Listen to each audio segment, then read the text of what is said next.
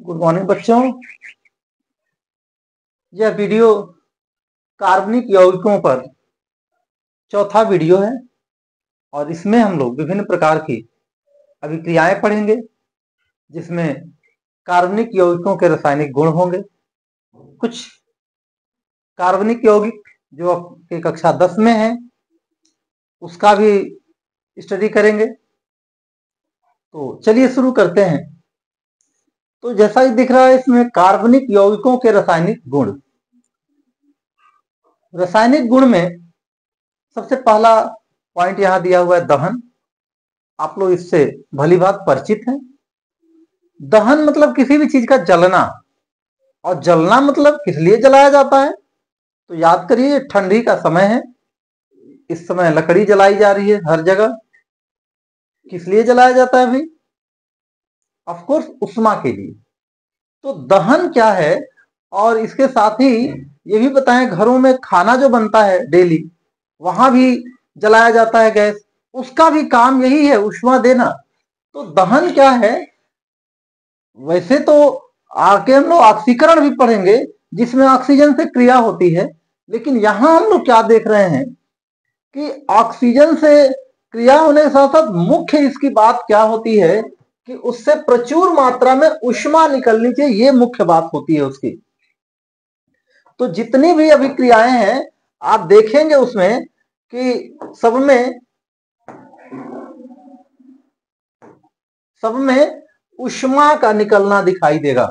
तो किसी पदार्थ का ऑक्सीजन अथवा वायु की अधिकता में जलना दहन कहलाता है।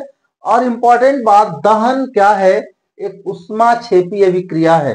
कई एक बार बच्चों से आता है कि रासायनिक अभिक्रियाएं, जो इसके पहले वाला लेसन है, केमिस्ट्री का फर्स्ट लेसन है, तो उसमें हम लोग देखते हैं कि आता है उदाहरण लिखने के लिए, दहन अभिक्रिया का उदाहरण लिखिए या उष्माक्षेपी अभिक्रिया का उदाहरण लिखिए। तो उष्माक्षेपी अभिक्रिया में कोई भी दहन अभिक्रिया का उदाहरण दे, परिभाषा दीजिए वो अभिक्रिया जिसमें उष्मा निकलती है, और वो उष्माक्षेपी अभिक्रिया कहलाती है। और उदाहरण में इसमें से कोई भी, जैसे देखिए कार्बन, कोयला भी ऑक्सीजन से जलेगा तो कार्बन डाइऑक्साइड और उष्मा देगा। एक बात बस बता रहे हैं यहाँ जरूरी है कि जो भी ज्वलनशील पदार्थ हैं उसमें कार्बन अवश्य पाया जाएगा, और कार्बन के साथ यदि हाइड्रोजन भी है तो हाइड्रोकार्बन हो गया। और उसके सिवाय यदि ऑक्सीजन या कुछ भी और आता है, और आता ही है सब में, तो उसका मतलब वो उसका डेरिवेटिव्स हो गया। तो यहां पर हम इसमें दिखा रहे हैं कि कार्बन खुद भी, फिर एक हाइड्रोकार्बन, और एक हमने डेरिवेटिव्स ऑफ हाइड्रोकार्बन ले लिया, और ये तीनों ही क्या देख रहे हैं? तीनों ही दहन अभिक्रिया में उष्मा दे रही हैं और उष्मा और प्रकाश भी दे रही हैं। तो परीक्षा में जो आता है प्रश्न, पहली बात ये है कि दहन अभिक्रिया क्या है, ये अपने आप में क्वेश्चन है, या ये अभिक्रिया है, किस प्रकार की अभिक्रिया है, या इसमें पूछा जा सकता है कि एक उष्माक्षेपी अभिक्रिया का उदाहरण बताइए, या उष्माक्षेपी अभिक्रिया की परिभाषा उदाहरण सहित समझाइए। तो ये सारी अभिक्रियाएं इसमें हैं। और एक चीज और कि दहन अभिक्रिया कुछ और नहीं, ये भी ऑक्सीकरण अभिक्रिया है, लेकिन इसमें ऑक्सीजन भरपूर मात्रा में होता है, जिससे कि वो पूरा पदार्थ जलेगा और भरपूर मात्रा में हमको ऊर्जा मिलेगी। तो यहाँ पर इन तीनों अभिक्रियाओं को एक बार देख लीजिए कि कार्बन और ऑक्सीजन के साथ जल के कार्बन डाइऑक्साइड, ये कोयला।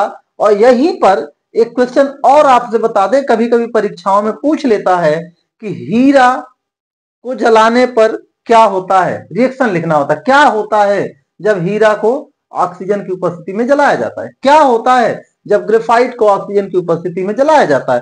तो वहां पे यही होता है, कार्बन डाइऑक्साइड। कोयला में तो शुद्ध यहाँ लिखा गया कार्बन, कार्बन मेन उसका कंपोनेंट है, लेकिन कार्बन ही सिर्फ कोयला में नहीं होता है। लेकिन हीरा या ग्रेफाइट की बात करेंगे, या मतलब वही डायमंड या हीरा, तो इसमें कार्बन डाइऑक्साइड ही सिर्फ निकलेगी। और यदि चलिए आगे फिर देखते हैं हम लोग, मीथेन को देखते हैं, यहाँ हाइड्रोजन भी है तो कार्बन डाइऑक्साइड और वाटर भी निकलेगा। अब आप सोच रहे हैं कि वाटर निकल के कहां जाएगा भाई? तो वाटर वेपर बन के उड़ जाता है, पता नहीं चलता है। लेकिन आपके घरों में भी जो एलपीजी भी जलती है, वहां भी वो चीज निकलता है।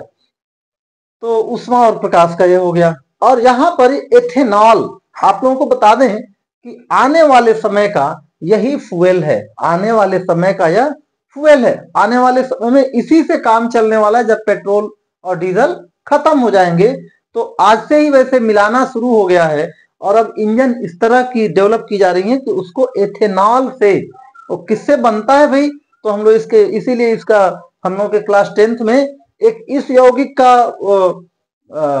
निर्माण विधि और डिटेल्स पढ़ना है, इसके उपयोग वगैरह भी पढ़ने हैं।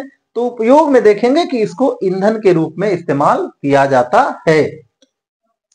तो रिएक्शन मात्र यही है कि कार्बन डाइऑक्साइड और H2O निकलेगा और उष्मा निकलेगी। ये लिखना नहीं भूलिएगा, सब जगह उष्मा को जरूर लिखिएगा ये अभिक्रिया लिखते समय। और इसी से इसका उपयोग भी, कि इसका उपयोग, एक उपयोग तो ऐसे याद रख सकते हैं इसमें से जो भी है कि ईंधन के रूप में। कभी कभार ऐसा होता है कि कोई दो उपयोग लिखिए और बच्चे इतना भी नहीं लिखते हैं, तो बहुत हम लोगों को थोड़ा सा अफसोस होता है इस बात के लिए। आगे चलते हैं हम लोग, दूसरी अभिक्रिया देखें, ऑक्सीकरण। ऑफकोर्स इसके पहले वाली अभिक्रिया भी ऑक्सीकरण ही थी, ये भी ऑक्सीकरण है। वो ऑक्सीकरण अनलिमिटेड अमाउंट ऑफ, प्रचुर मात्रा थी ऑक्सीजन की, और वो पूरे पदार्थ को जलाती है और उससे ऊष्मा निकलती है।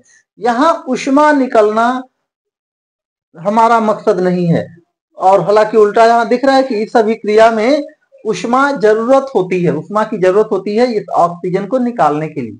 तो आप सोच रहे होंगे कि इसके पहले वाले ऑक्सीकरण में और इस ऑक्सीकरण में क्या अंतर होता है। तो दहन जो होता है वो बहुत ही फास्ट ऑक्सीडेशन होता है, बहुत तीव्र ऑक्सीडेशन होता है। वहां पे ऑक्सीजन भी पर्याप्त मात्रा में रहती है और जल तेजी से अभिक्रिया होती है। लेकिन यहाँ पर आइए, अब यहाँ पे क्या दिखा रहे हैं हम लोग, तो हम लोगों का हेडिंग क्या था भाई, कार्बनिक यौगिकों का रासायनिक गुण। और हम जो भी इस समय वो कर रहे हैं वो कक्षा 10 बोर्ड एग्जामिनेशन को ध्यान में रखते हुए कर रहे हैं।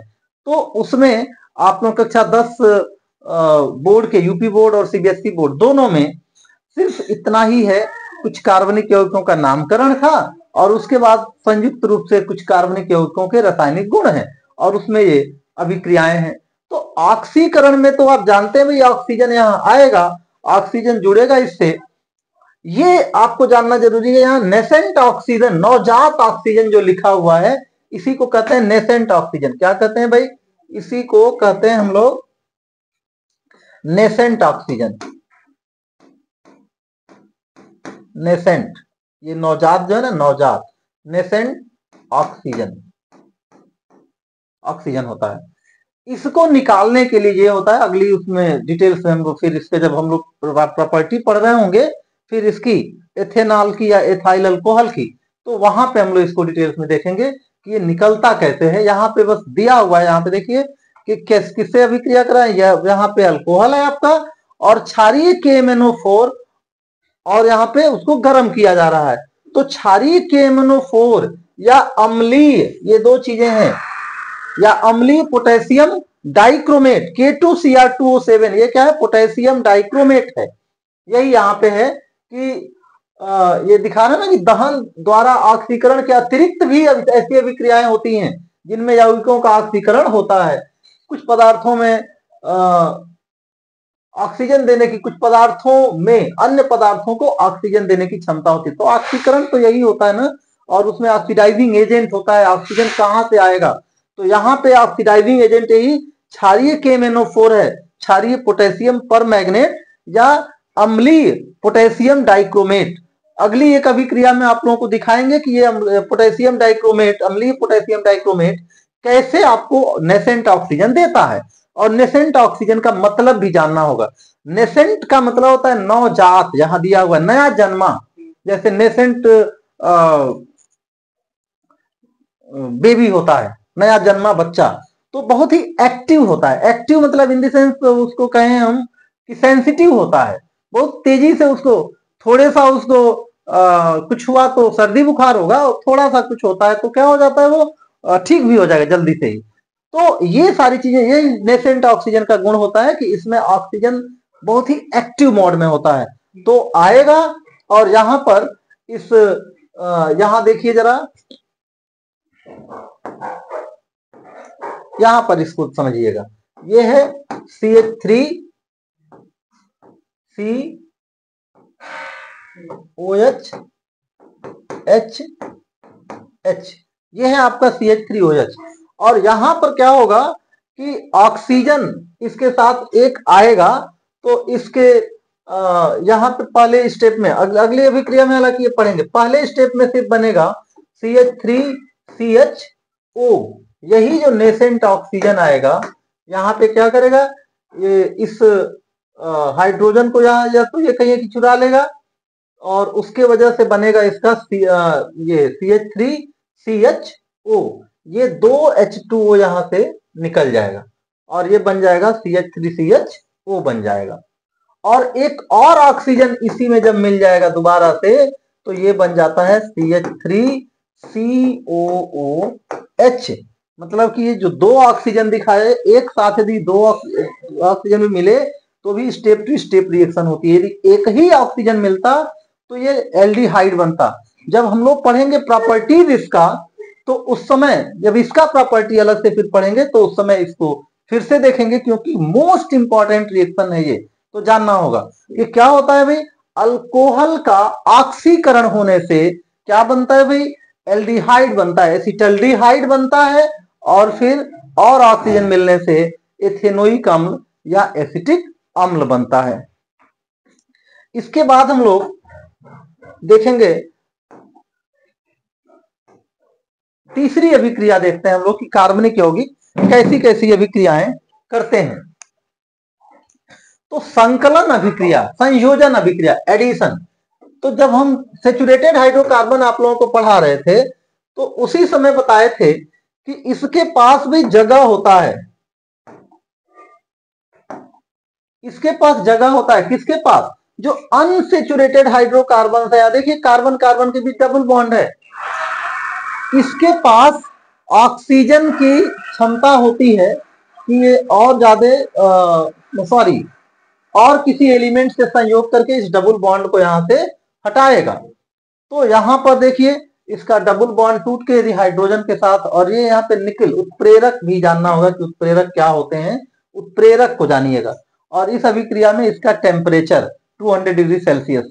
परीक्षा में यदि आपको टेम्परेचर न याद रहे तो, और निकल भी भूल जाए, निकल भी भूल जाता है आपको, तो सिर्फ उत्प्रेरक लिख के कि कोई ना कोई उत्प्रेरक चाहिए और हाइड्रोजन इसमें आएगा। हाइड्रोजन की कमी के कारण ही तो ये क्या बना है भाई, डबल बॉन्ड बनाया है। ये हाइड्रोजन मिल जाएगा, इसका डबल बॉन्ड टूट जाएगा, सिंगल बॉन्ड बन जाएगा।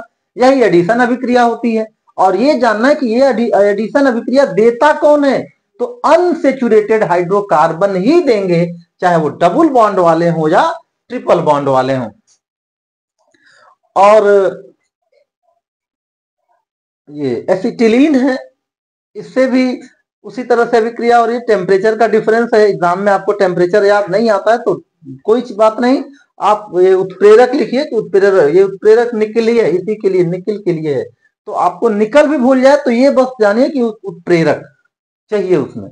उत्प्रेरक होते क्या है, तो उत्प्रेरक होते हैं वे पदार्थ होते हैं, ये समझ लीजिए चुगलखोर, जो दो लोगों के बीच झगड़ा लगाते हैं। ए और बी में कोई संबंध यदि नहीं हो तो ये दोनों के बीच में जाएगा, उनके दोनों के बीच में झगड़ा लगाएगा और किनारे हो जाएगा, अपने झगड़े में पार्टिसिपेट नहीं करेगा। तो रसायन, ये इसमें केमिकल रिएक्शंस में उत्प्रेरक क्या होते हैं, वो दो यौगिकों के बीच की एक्टिविटी को बढ़ा देते हैं, लेकिन अपने किसी भी अभिक्रिया में भाग नहीं लेते हैं। तो 1 मार्क्स का क्वेश्चन ये भी होता है कि उत्प्रेरक क्या होते हैं, वे पदार्थ होते हैं जिनके कारण अभिक्रिया की दर परिवर्तित हो जाती है, जो अभिक्रिया, और ये अभिक्रिया में भाग नहीं लेते हैं, ये इसका मोस्ट इंपॉर्टेंट वो है। उसके बाद हम लोग चलते हैं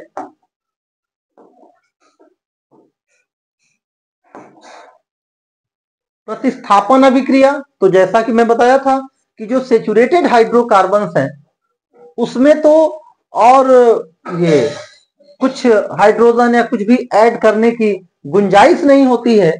तो उस केस में जब कोई दूसरा एलिमेंट आएगा तो उसके लिए जरूरी होगा कि किसी हाइड्रोजन को वहां से हटाए और अपने जगह पे घुस जाए उसके जगह पे, और यही कहलाता है प्रतिस्थापन अभिक्रिया, जिसको मेटल्स एंड नॉन मेटल्स के लेसन में, अम्ल और क्षार के लेसन में और या और रासायनिक अभिक्रिया में आप लोग पढ़े हैं, जब टाइप्स ऑफ रिएक्शन पढ़ रहे थे तो वहां पे सब्स्टिट्यूशन रिएक्शन या डिस्प्लेसमेंट रिएक्शन, तो ये कार्बनिक यौगिकों में डिस्प्लेसमेंट रिएक्शन ही है, समझ लीजिए। तो यहाँ पर ये देखिए, ये इसको कहते हैं फोटोकेमिकल रिएक्शन। कौन सी रिएक्शन कहेंगे इसको? ये फोटोकेमिकल, क्योंकि प्रकाश की उपस्थिति में अभिक्रिया हो रही है, इसलिए ये एक फोटोकेमिकल रिएक्शन का, फोटोकेमिकल रिएक्शन के उदाहरण हो जा रहे हैं। केमिकल रिएक्शन,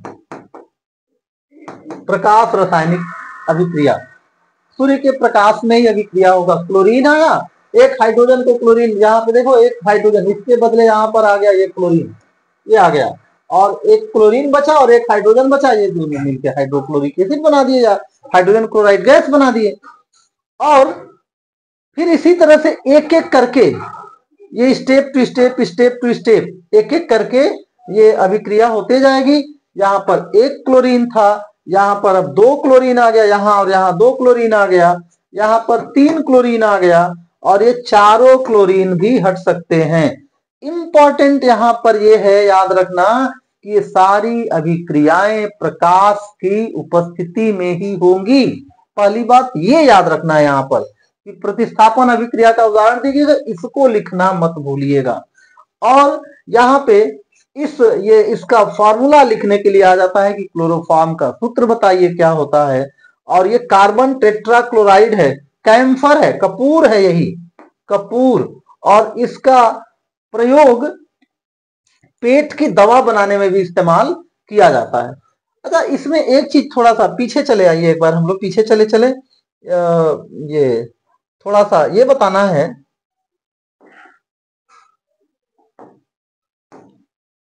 ये संकलन अभिक्रिया में, इस अभिक्रिया में क्या होता है, 2 चीजें यहाँ पे, इसी अभिक्रिया का यूज करके, और जो वेजिटेबल ऑयल है, वेजिटेबल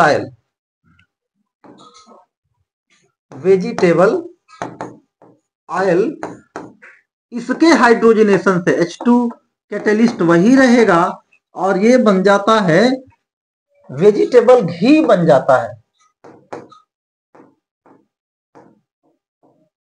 ये भी रिएक्शन इंपॉर्टेंट है।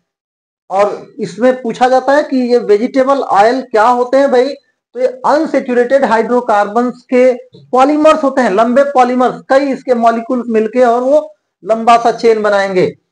और ये दूसरी चीज, ये इस रिएक्शन का क्या नाम है, तो इस रिएक्शन को या तो ये कहें कि ये संकलन अभिक्रिया एडिशन रिएक्शन है, और दूसरी हाइड्रोजनेशन से इसके घी बनता है। मतलब वेजिटेबल ऑयल के जैसे आपकी ये फॉर्च्यून, ये रिफाइन है, सरसों तेल है, इन सबों से फिर क्या बन जाता है आपको, जब उसको हाइड्रोजन से आप इसको हाइड्रोजनेशन करेंगे तो वेजिटेबल घी मतलब डालडा बन जाता है। और दूसरा चीज इसमें यह बताना था कि इन दोनों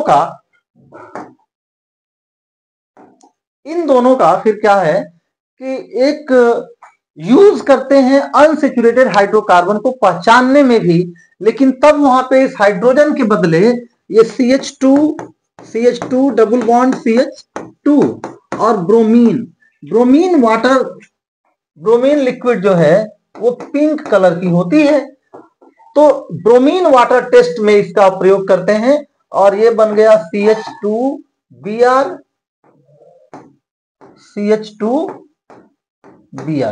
इसका डबल बॉन्ड वहीं पे खत्म हो जाता है, और उसके वजह से ये जो पिंक कलर है इसका ब्रोमीन का, वो भी गायब हो जाता है। तो इस रिएक्शन का इस्तेमाल करते हैं पहचानने के लिए। ये सब जब हम लोग बोर्ड एग्जाम के क्वेश्चन का प्रैक्टिस करेंगे तो उस समय ये सब देखिएगा, ये सारे क्वेश्चन आएंगे।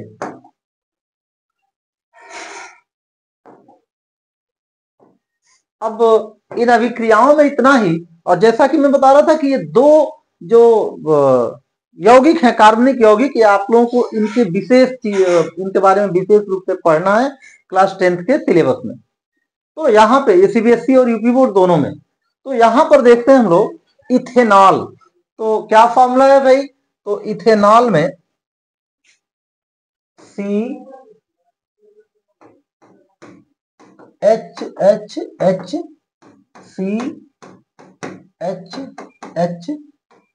यहाँ कर लीजिए, यहाँ कर लीजिए, इससे कोई फर्क नहीं पड़ता है।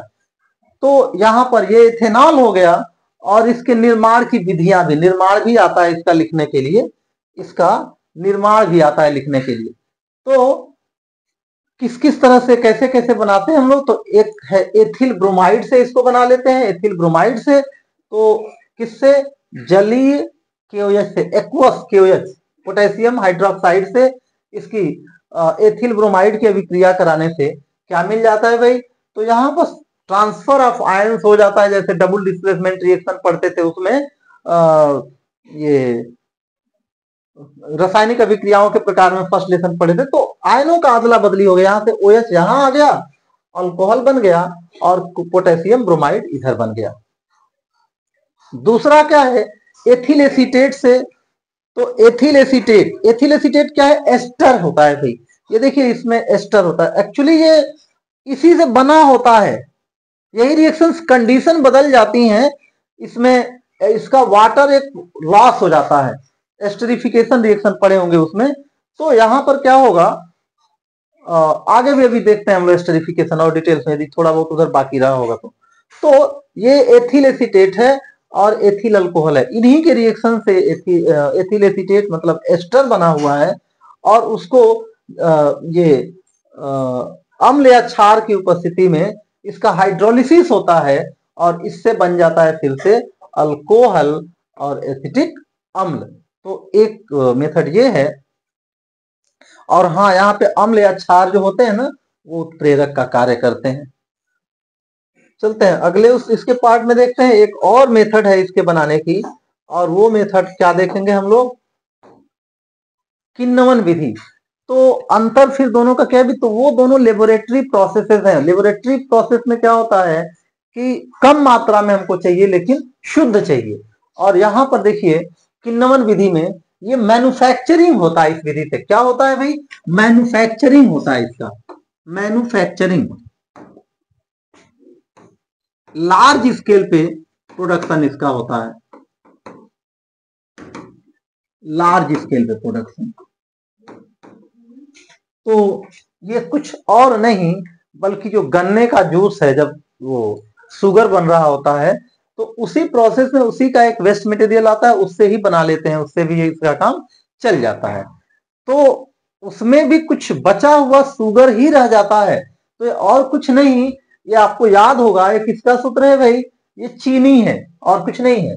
तो उसके फर्मेंटेशन से उसके बन जाता है।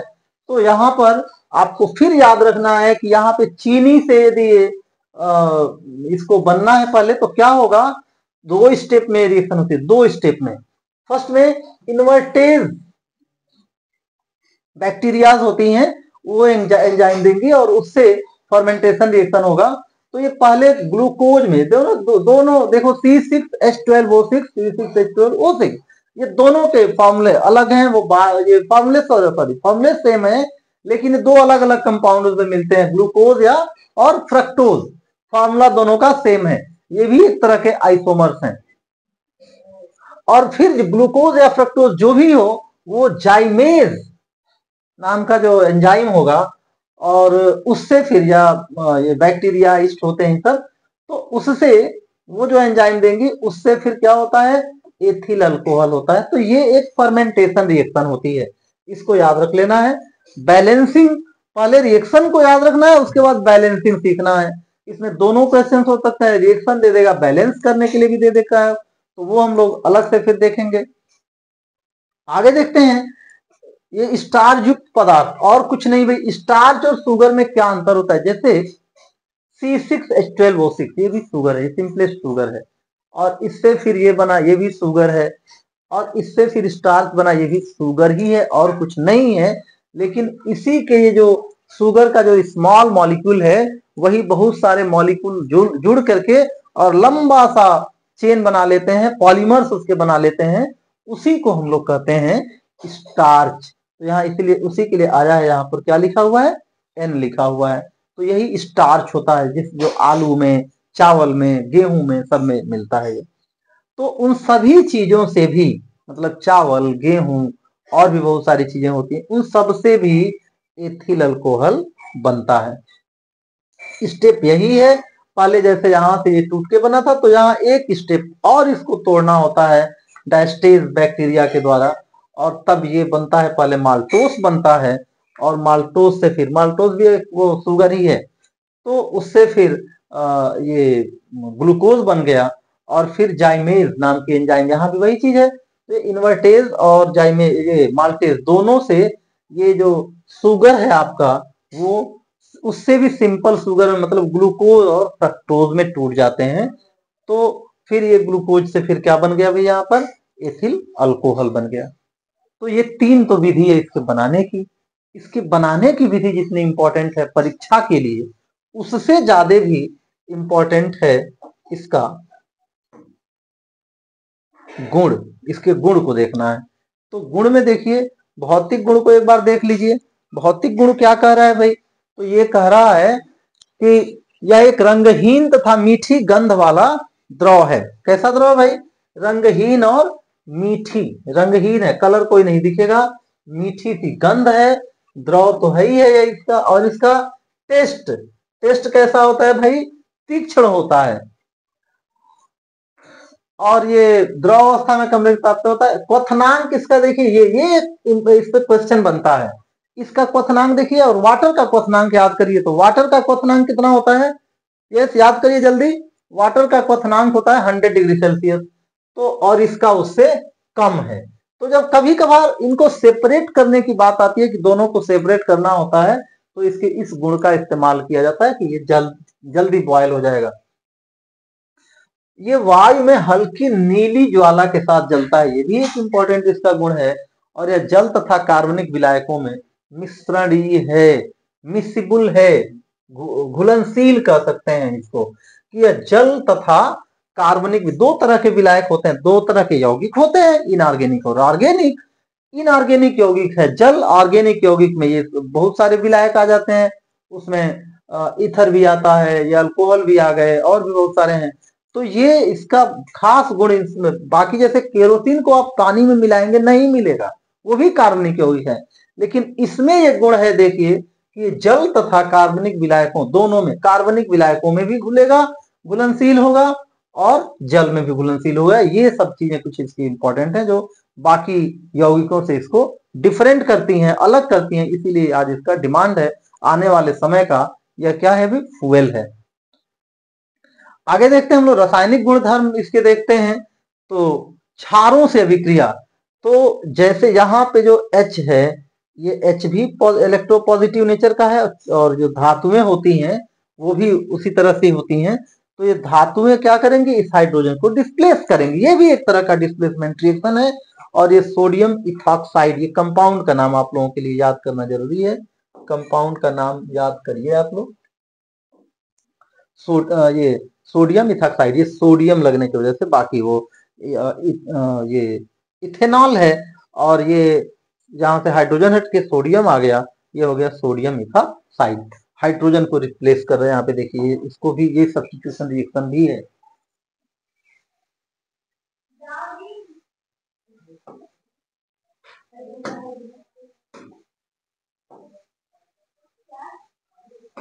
अगली रिएक्शन देखते हैं, एसिटिक अम्ल से इसकी अभिक्रिया जो होगी, यही एस्टरिफिकेशन रिएक्शन है ये। तो यहाँ पे क्या देख रहे हैं हम लोग, कि एक एसिटिक एसिड है और ये अल्कोहल है, ये दोनों को रिएक्शन कराया जा रहा है। तो क्या मिल रहा है इससे भाई, तो इसी को कहते हैं एस्टर। क्या कहते हैं भाई, ये है एस्टर। और ये जो रिएक्शन है यही एस्टरिफिकेशन है। होता क्या है, जब कोई अल्कोहल और कोई कार्बोक्सिलिक एसिड रिएक्शन करती हैं आपस में, और वहां पे यहीं से ये H2O है, कहीं कहीं यहाँ लिख दिया जाएगा इसी को -H2O। और ये इसका H2O निकालने के लिए, चाहे इसको कहिए कि उत्प्रेरक का कार्य कर दिया, चाहे ये कहिए कि ये क्या है, उसका जल चुराने का काम कर ले रहा है। और कुछ नहीं करना, यहाँ से एक, ये देखिए यहाँ पे, इसको यहाँ से बांटिए, फिर समझ में आ जाएगा क्या किया गया है। तो इसका CH3CO यहाँ का बच गया, और इसका OH, तो इसका ये H और इसका OH, ये दोनों मिलके क्या बना दिए भाई, H2O बन गया यही। और यही H2O निकालने के लिए यहाँ पे निर्जली कारक, प्रेरक व निर्जली कारक दोनों का कार्य करता है क्या, H2SO4। तो कभी कभार ये क्वेश्चन होता है कि what is the role of H2SO4, और क्या चाहिए भी, सांद्र चाहिए। तो सांद्र होता क्या है भाई, सांद्र वो होता है जिसमें कि जिस सोल्यूशन में उस कंपोनेंट जो घोला गया है उसकी मात्रा ज्यादा हो। जैसे शरबत मीठा है मतलब वो सांद्र है, फीका है मतलब कि डाइल्यूट है। तो सांद्र रहता है इसलिए ताकि और वाटर को एब्जॉर्ब कर सके, इसमें वाटर ही निकालना उसका मेन कार्य है।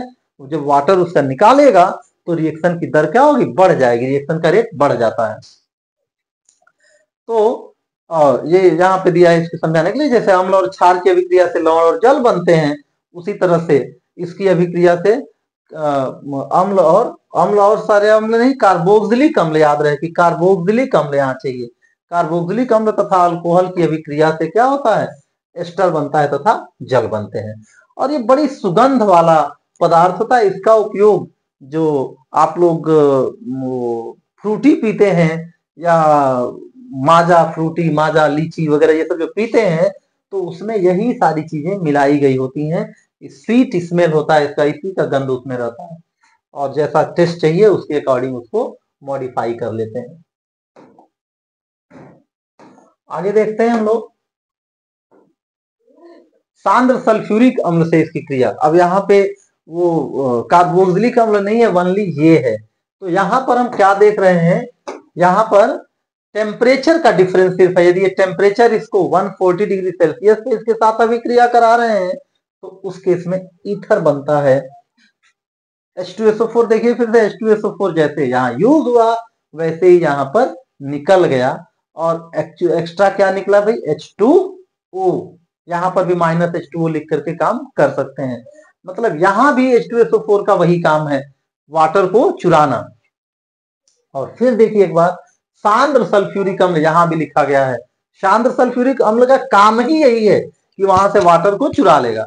और ये यहाँ से नाम भी जान लीजिए, ये देखिए इसको डाई एथिल ईथर कहते हैं, एथिल एथिल। तो जब ऐसा रहता है ROR मतलब alkyl group, alkyl R1 R2 भी हो सकता है, अलग अलग भी हो सकता है ये। तो अल्किल ग्रुप, इधर भी अल्किल ग्रुप और ऑक्सीजन से जुड़ा हुआ है, वही एथर होता है। तो एथर में नेमिंग में यही इतना जानना है। यदि ये दोनों तरफ है तो डाई एथिल ईथर है, और एक तरफ यदि इधर मेथिल रहता इधर एथिल रहता तो ethyl methyl ether, ethyl methyl ether. Ethyl पहले आता और मेथिल बाद में आता, ई पहले आ रहा है तो इसका नेमिंग भी यहीं से जान लीजिए आप लोग। सांद्र सल्फ्यूरिक अम्ल के साथ जब इसको इतना डिग्री सेल्सियस पे गर्म करते हैं तो उस केस में ये एक ही इससे ऑक्सीजन चुराने की वाटर निकालने की क्षमता रहता है, बस और कुछ नहीं। यहाँ पे यही H2O इसका क्या हो गया है, अच्छा यहाँ निकाल के रख दिया यहाँ पे H2। यदि एक स्टेप में लिखना है इस अभिक्रिया को तो सिर्फ लिखिए C2H5OH और H2SO4 -H2O यहाँ दिखाइए और यहाँ पर दिखा लीजिए। मतलब एक स्टेप में ऐसे लिख सकते हैं इस अभिक्रिया को।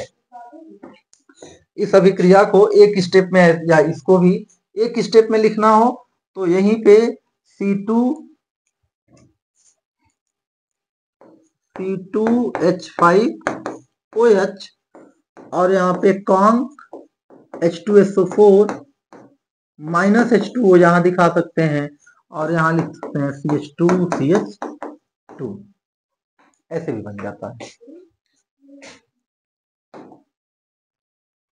यहां आते हैं हम लोग, अच्छा इसका उपयोग देखते हैं हम लोग। तो उपयोग में जैसा कि मैंने बताया कि देखो ये अल्कोहलिक पेय पदार्थों में भी उपयोग हो जाता है, कार्बनिक पदार्थों के विलायक के रूप में। जैसे मैं बताया कि ऑर्गेनिक और इनऑर्गेनिक दोनों उससे मिसिबल है, तो इसलिए विलायक के रूप में भी यूज हो जाता है। अच्छा विलायक होने से इसका उपयोग टिंचर आयोडीन, कफ सिरप जो ये टॉनिक जैसी औषधियों में होता है, तो वहां पे औषधियों में उसका काम यही होता है कि जो औषधियां उसमें होती हैं उसको बढ़िया से वो घुला देता है उसमें। और एथिल अल्कोहल का प्रयोग अभी देखे कि ईथर बन रहा था उससे, क्लोरोफॉर्म, रंजक, डाइज बनाने में। कार्बनिक यौगिक जितने हैं आपको कुछ भी याद नहीं आएगा तो वहां लिख दीजिएगा कि डाई बनाने में मैक्सिमम वो उसमें इस्तेमाल होते हैं, तो आपके इसमें ये डाई बनाने में यूज हो जाता है। अब जैसा कि मैं बता रहा था कि इसकी बहुत ही अच्छी मीठी गंध होती है, तो उस गुण का उपयोग, देखिए जब गुण याद रहेगा ना तभी उसके आप उपयोग लिख सकते हैं। गुण को याद करिए, उसी में से 2-4 उपयोग एग्जाम में आता है, लिख दीजिए। सुगंधित पदार्थों में अन्य पदार्थ कई पदार्थों में के निर्माण में किया जाता है और प्रयोगशाला में अभिकर्मक के रूप में। और एक छूट गया है, कहीं नहीं दिया है, छठा लिख लीजिए, ईंधन के रूप में। छठा पॉइंट लिख लीजिएगा, ईंधन के रूप में।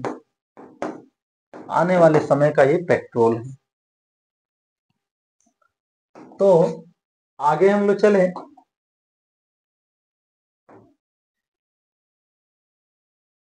Oxidation reaction. अच्छा ये छूट गया था क्या? ओ चलिए अच्छी बात है, यहाँ पर ये एक रिएक्शन छूट गया था। चलिए तो इसको देख लेते हैं हम लोग। इसका कोई दूसरा काम नहीं है, वो दे रहा है ऑक्सीकरण। तो इस रिएक्शन का काम बस ये है आपको दिखाना कि नेसेंट ऑक्सीजन निकला कैसे है। पोटेशियम डाइक्रोमेट जब सल्फ्यूरिक एसिड या किसी अम्ल से अभिक्रिया करता है तो वहां पर उसके सल्फेट या जो भी सॉल्ट बन जाते हैं और उसके बाद से यहाँ पे नेसेंट ऑक्सीजन, इसका काम बस यही है। और यही नेसेंट ऑक्सीजन आता है तो इस इथेनॉल को पहले किसमें बदलता है भाई? एसिटल्डिहाइड में बदल देता है। और फिर एसिटल्डिहाइड में फिर ऑक्सीजन यदि मिल गया तो ये एसिटिक अम्ल में बदल जाता है। तो इस तरह से ये हुआ एथिल अल्कोहल के बारे में पूरा हिस्ट्री हुआ। आगे हम लोग देखते हैं एक और यौगिक, इथेनोइक एसिड। इस इथेनोइक एसिड में हम लोग क्या देखते हैं? पहले तो फॉर्मूला देख लीजिए।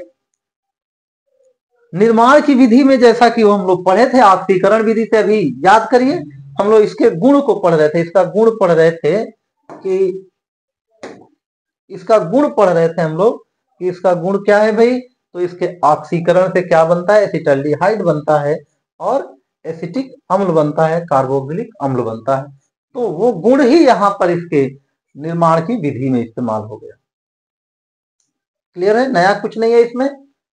एथिल एसीटेट से, ये भी हम लोग उधर देखे थे कि एथिल एसीटेट से, जैसे हम लोग उस समय पढ़े थे एथिल एसीटेट से क्या प्राप्त हो रहा था भाई? तो वहां पर इसके लिए पढ़े थे कि एथेनॉल प्राप्त होता है, लेकिन प्राप्त तो वहां दोनों हो रही थी। तो ये जो अभिक्रिया है ये दोनों के प्रोडक्शन में, दोनों के लेबोरेटरी प्रोडक्शन में काम आ जाता है। तो एथिल एसीटेट से कार्बोक्सिलिक एसिड मतलब एसिटिक एसिड और एथेनॉल भी बन जाता है। औद्योगिक विधियां, industrial process, large scale production जहां पे होता है उसमें भी पढ़े थे, किन्नवन विधि थी।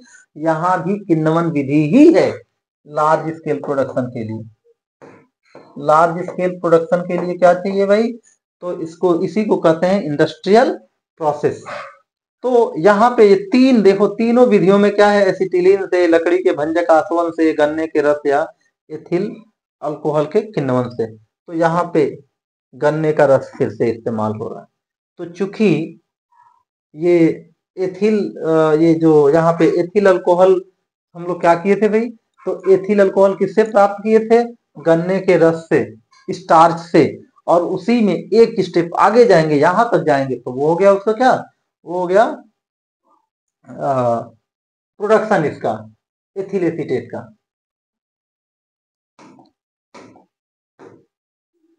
यहाँ पे बस ये देखना है कि ये इसका किण्वन एथेनॉल, वो बाकी सारी प्रोसेसेस से वो एथेनॉल बनेगा और एथेनॉल के किण्वन से फिर बन जाएगा एसिटिक अम्ल। आपको यदि इसका नाम याद, माइकोडर्मा का नाम याद ना आए तो आप यहाँ पे एंजाइम लिख के आगे बढ़िए। भौतिक गुण में ये भी एक रंगहीन द्रव है, पानी में मिला रहेगा, पता नहीं चलेगा कि पानी है ना क्या है। रंगहीन द्रव है, तीव्र गंध है, और ये सिरका है और कुछ नहीं है। तो सिरका सारे लोग खाए होंगे, खट्टा होता है, अम्ल सारे खट्टे होते हैं, तो ये भी खट्टा है। और संक्षारक, कोरोसिव नेचर है इसका। सिरके की तीव्र गंध उसमें अच्छा, सिरके में जो गंध होती है ना वो थोड़ा सा यही बस इसी की वजह से होती है। गंध या टेस्ट जो भी आता है तो उसमें 3-4% एसिटिक अम्ल होता है और कुछ नहीं होता है। तो इसका क्वथनांक यहाँ पे याद करिए, उसका क्वथनांक 78 था। एथिल अल्कोहल का क्वथनांक था 78, वाटर का है 100 और इसका है 118। तो ये तीनों का एक क्वेश्चन बनता है कि तीनों को यदि बढ़ते क्वथनांक के क्रम में लिखना हो तो कैसे होगा? तो इसका सबसे ज्यादा क्वथनांक है। ज्यादा क्वथनांक का मतलब क्या? जब गर्म करेंगे तो सबसे पहले यदि तीनों को एक साथ गर्म कर रहे हैं हम लोग, अलग अलग रख के बर्तन में। तो सबसे पहले कौन उबलेगा भाई? तो सबसे पहले एथिल अल्कोहल उबलेगा, उसके बाद वाटर का उबाल शुरू होगा और उसके बाद सबसे लास्ट में एसिटिक अम्ल का होगा। तो यह इतना पर अच्छा, ये बर्फ की तरह दिखाई दे, ग्लेशियल एसिड भी इसी को कहते हैं, क्योंकि ये जब प्रयोगशाला में रखा रहता है विकर्मक के रूप में, तो इतना डिग्री टेम्परेचर आजकल ठंडे के दिनों में दिखाई दे देगा, इतना डिग्री टेम्परेचर जब आता है तो बर्फ उसमें जमा हुआ दिखाई देता है। यह जल अल्कोहल तथा ईथर में विलेय है। विलेयता इसकी बहुत अच्छी है, जल में भी है, अल्कोहल में भी है, ईथर में भी है, और ये सब लिक्विड है। लिक्विड में विलेय कहने का मतलब मिसिबल होती है, मिल जाए तो पता ही नहीं चलेगा। केरोसिन मिसिबल नहीं है इसमें। यह जल से भारी है तथा 16 डिग्री सेल्सियस पर इसका आपेक्षिक घनत्व इतना है। जल से भारी है, ये एक नया चीज देखिए, जल से भारी है ये तो हुए इसके भौतिक गुण। अब हम इसके रासायनिक गुणों को देखेंगे। तो क्या देखते हैं, क्षारकों के साथ अभिक्रिया। तो क्षारकों के साथ भी अम्ल है, क्षार के साथ अभिक्रिया करेगा, लवण और पानी बनेगा। इसमें तो कुछ नया है ही नहीं है। यहां पर एक चीज नया है कि यहां पर ये अमोनिया से रिएक्शन कराई गई है। तो अमोनिया क्या होता है भाई? अमोनिया, इसी में जल मिल जाएगा तो NH4OH हो जाएगा, यही बन जाता है NH4OH बन जाता है। जल बस मिल जाएगा, NH4OH बन जाएगा, ये भी क्षार है। तो लवण और वो लवण दे देगा, ठीक। लवण और जल, जल भी मिल सकता है जब आगे हो रहेगा। तो ये पहले से पढ़ते आए हैं जो रिएक्शन, रासायनिक अभिक्रियाओं में पढ़े होंगे, अम्ल में पढ़े होंगे, अम्ल और क्षार के बीच अभिक्रिया। तो इसमें कुछ नया नहीं है। नया ये है सिर्फ कि यदि इसको भी गर्म करते हैं तो क्या मिलता है? तो ये इसको कहते हैं, ये अमाइड कहते हैं, एसिटामाइड हो जाता है, एसिटामाइड। तो ये मिल जाता है, ये है अमोनियम एसीटेट, और ये बन जाता है, अमोनियम एसीटेट को गर्म करने पर एसिटामाइड प्राप्त हो जाता है। ये नया है इसमें। एस्टरीकरण नई नहीं है भाई। एस्टरीकरण अभिक्रिया अभी पढ़े हैं हम लोग कि कार्बोक्सिलिक एसिड और उसको ये कार्बोक्सिलिक एसिड और एथेनॉल या कोई भी अल्कोहल मिलेगा तो वहां पे एस्टर बनता है और वाटर बनता है, उसी को कहते हैं एस्टरिफिकेशन। एसिटिक अम्ल के लवणों के साथ की अभिक्रिया। एसिटिक अम्ल के लवण, जैसे अभी ये पढ़े थे हम लोग, उसके पहले क्या पढ़े थे? यही तो पढ़े थे ना कि क्षारों के साथ अभिक्रिया करके लवण बनाया था। तो जब इसका प्रयोग मीथेन के बनाने में किया जाता है, तो चूंकि मीथेन हम लोगों के चैप्टर में नहीं है, पढ़ना नहीं है उसके बारे में बहुत ज्यादा, तो इसलिए बस इसकी रिएक्शन की इसके लवण जो है वो भी, तो सोडियम एसीटेट को सोडा लाइम के साथ, ये इसका लेबोरेटरी प्रिपरेशन भी होता है मीथेन का, लेकिन इस समय सिलेबस में हम लोगों के नहीं है, पहले था। सोडियम या पोटेशियम एसीटेट का विद्युत अपघटन करने पर क्या होता है? तो यहाँ पर देखिए, इसको जब इसके साथ सोडा लाइम के साथ, मतलब क्षार के साथ गर्म करने पर मीथेन बनता है, लेबोरेटरी प्रिपरेशन में इस्तेमाल करते हैं। लेकिन सोडियम या पोटेशियम एसीटेट का वैद्युत अपघटन जब होगा तो उस समय बनता है इससे क्या? इथेन बनता है। एनोड पर मिलेगा वो इथेन बनेगा, ये जानना है यहां पर। तो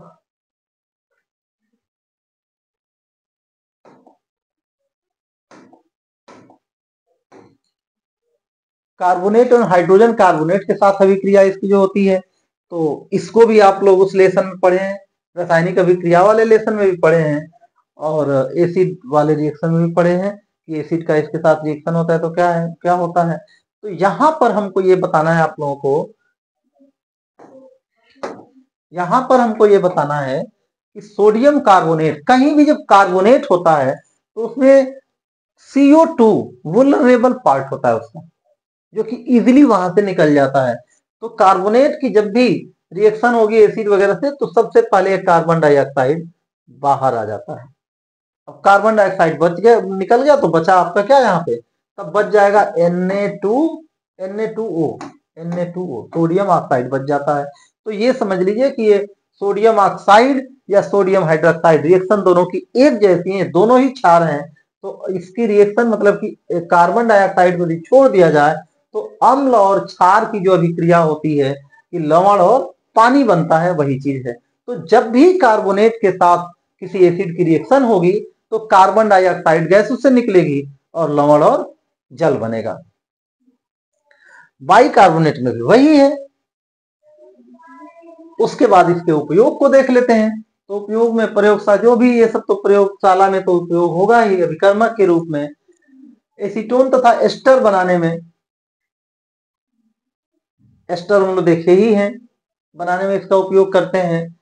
सेलुलोज एसीटेट तथा पॉलीविनाइल एसीटेट, पीवीसी सुने होंगे, पीवीसी पॉलीविनाइल क्लोराइड, तो यहाँ पे पॉलीविनाइल क्लोराइड के बदले पॉलीविनाइल एसीटेट, एसीटेट ये भी बनता है इससे।